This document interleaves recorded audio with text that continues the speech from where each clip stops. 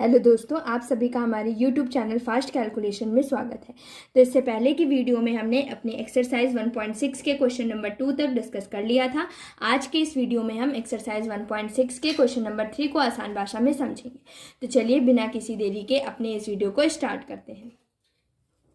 Question number 3 में दिया गया है, सरल कीजिए 2 की पावर 2/3 गुणे 2 की पावर 1/5। इसे हमें सरल करना है। तो देखिए कैसे करेंगे। यहाँ पर कुछ फॉर्मूले हैं, यहाँ पर मैं कॉर्नर में लिख दे रही हूँ। a की पावर m इंटू a की पावर n बराबर होता है a की पावर m प्लस n। ये क्या है? a की पावर m क्या है, a की पावर n क्या है, इसको देखिए।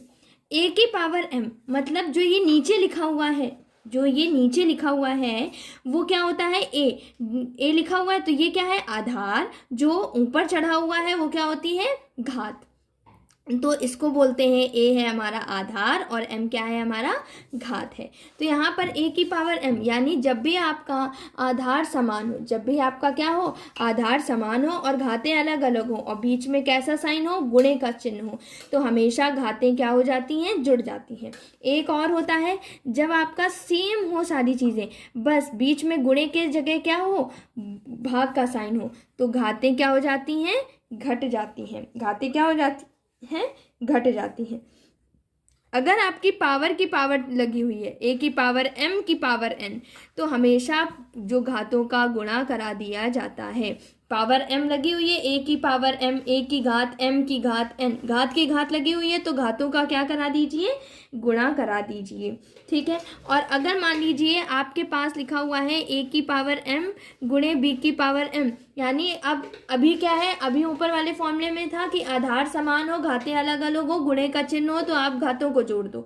लेकिन यहाँ पर क्या है? देखिए, घातें समान है, ऊपर घातें अलग अलग थी, यहाँ पर घातें समान है और आधार अलग अलग है और बीच में कैसा चिन्ह लगा हुआ है? गुणे का। तो यहाँ पर आपको घातों को जोड़ना नहीं है, बल्कि यहाँ पर आधारों का गुणा करके उस पूरे की घात को एक m लिख देना है, उस पूरे की घात लगा देनी है। ठीक है, ये आपके कुछ कॉन्सेप्ट थे। तो ये हमारा, और अगर किसी भी नंबर की घात 0 है तो उसका मान हमेशा ही क्या आता है? 1 आता है। चाहे जितना भी बड़ा नंबर हो, अगर उसकी घात 0 दी गई है तो हमेशा आप क्या लिख दोगे? उसका मान 1 लिख देंगे। तो ये हमारे कुछ फॉर्मूले थे, ठीक है, जो आपके इस क्वेश्चन में डिस्कस होंगे। तो चलिए सबसे पहले हम यहाँ पर देखते हैं कि ये बताइए कि ये वाला जो क्वेश्चन है वो किस फॉर्मूले से मैच कर रहा है।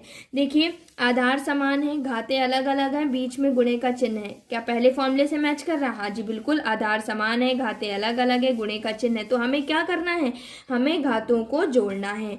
तो हम क्या लिख देंगे? 2 की घात 2/3 प्लस 1/5। ऐसा ही लिखेंगे या नहीं लिखेंगे? भाई हमने अभी पढ़ा है कि जब भी आधार समान हो, घातें अलग अलग हो, बीच में गुणे का चिन्ह हो, तो हमेशा हमें क्या करना होता है? घातों को जोड़ देना होता है एक बार आधार लिख करके।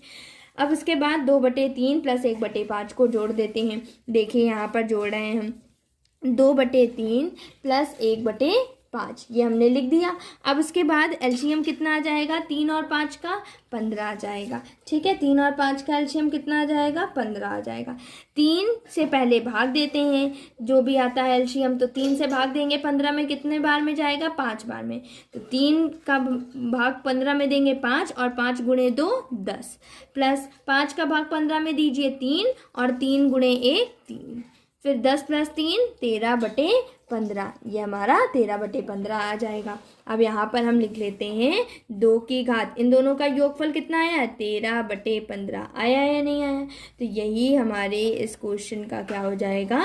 आंसर हो जाएगा। देखिए कितना सिंपल सा है, बिल्कुल है कि नहीं है। चलिए अपने अब नेक्स्ट क्वेश्चन को हम सॉल्व करते हैं। दूसरे क्वेश्चन में आपको दिया गया है 1/3 की घात 3 इस पूरे की घात 7। तो चलिए इसको पहले अब सॉल्व कर लेते हैं। कैसे सॉल्व किया जाएगा? इसमें आपको क्या करना है? देखिए ये वाला जो है क्वेश्चन, ये किस फॉर्मूले से मैच कर रहा है?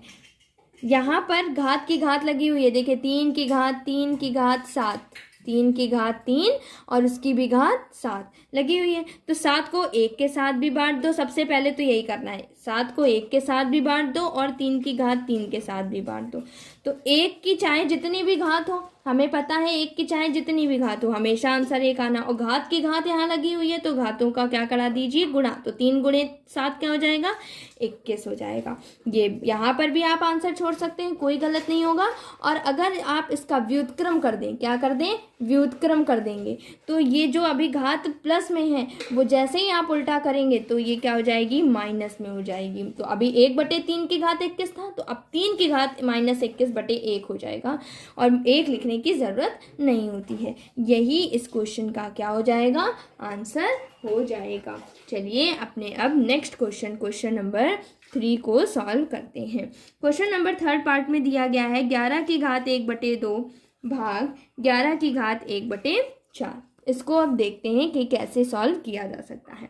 अब बताइए यहाँ कौन सा फॉर्मूला लग जाएगा, जल्दी से देखकर बताइए। आधार समान है, घातें अलग अलग हैं, बीच में भाग का चिन्ह है, कौन सा फॉर्मूला लग जाएगा, आधार समान है, घातें अलग अलग हैं, बीच में भाग का चिन्ह है। तो हमेशा हमको क्या करना है, हमको अपने घातों को माइनस कर देना है। तो यहाँ पर घातों को माइनस कर देते हैं तो क्या हो जाएगा, 11 की घात 1/2 माइनस 1/4 कर देंगे कि नहीं कर देंगे, यहाँ पर माइनस कर लेते हैं। 1/2 माइनस 1/4, 2 और 4 का हर का हमेशा एलसीएम लिया जाता है लासा, तो 2 और 4 का एलसीएम लेंगे तो कितना आ जाएगा आपके पास, 4 आ जाएगा। फिर क्या करते हैं, पहले भाग देते हैं, 2 से 4 में भाग देंगे कितना आएगा, 2, और ऊपर जो भी आता है अंश में गुणा कर देते हैं, तो 2 गुणे 1 2, माइनस 4 का भाग 4 में देंगे 1, और 1 गुणे 1 1, तो 1 क्या हो जाएगा, 4 हो जाएगा या नहीं हो जाएगा। तो 11 की घात कितनी आ जाएगी आपके पास, 1/4। यही इस क्वेश्चन का क्या हो जाएगा, आंसर हो जाएगा। कितने छोटे छोटे से क्वेश्चन हैं और आसानी से समझ में भी आ सकते हैं, है ना। चलिए अपने नेक्स्ट क्वेश्चन को सॉल्व करते हैं।